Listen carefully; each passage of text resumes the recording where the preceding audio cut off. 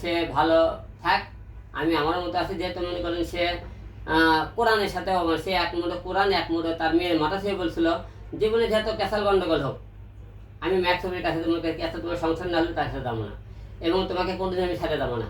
এই কথা বলার পরও মনে করেন একটা লোক যেহেতু এর আগে কোরআন নিয়ে মিথ্যে কথা বারবার সে মিথ্যে কথা বললো, সেই জায়গায় মনে করেন আর মুখ দরকার মনে হয় পড়ে না আর কি।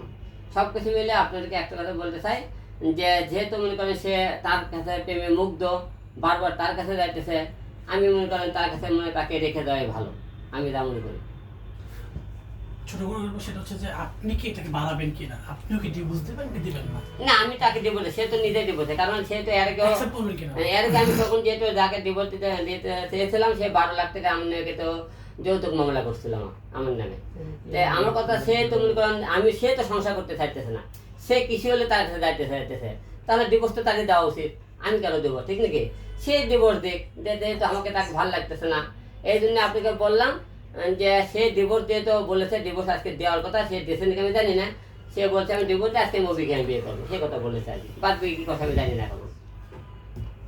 এই বিষয়ে শেষ করবো, বাড়াবো না। এই বিষয়ে যে ঘটলো, আপনি যে আপনারা আসলে এই সামাজিক যোগাযোগ মাধ্যমে অনেক আলোচনা হয়েছে, অনেক বিতর্ক হয়েছে, আপনার পক্ষ থেকে আসলে রিয়ামণি হিরো আলম মানে কোন ধরনের কন্টেন্ট অথবা কোন ধরনের বার্তা কি যাবে কিনা ফেসবুকে? না দেখুন, আমরা বার্তা একটাই দিতে চাই, নষ্ট নারী আর নষ্ট গাড়ি ঠিক খুব কমই হয়।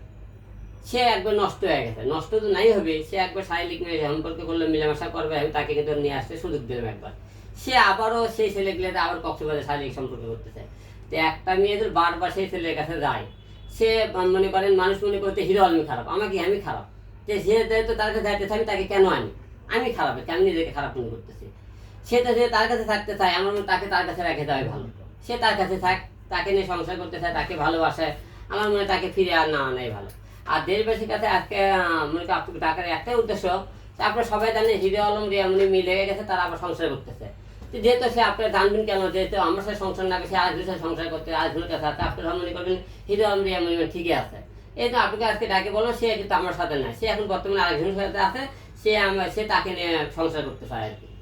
তো আপনি আর ফিরে আনতেছেন না এরকম? না, ফিরে আনতে তো অনেকবার চেষ্টা করেছি, আর আনবেন না? না, আর আনতে চাই না, কারণ যেহেতু মনে করেন আনার পরও সে বারবার সে আমাকে বলে আমি তোমাকে ভালোবাসি, সে আমি আড়ালে গেলে সে তার সাথে যোগাযোগ করে, তা সে ভালোবাসা আমি আর দরকার পড়ে না।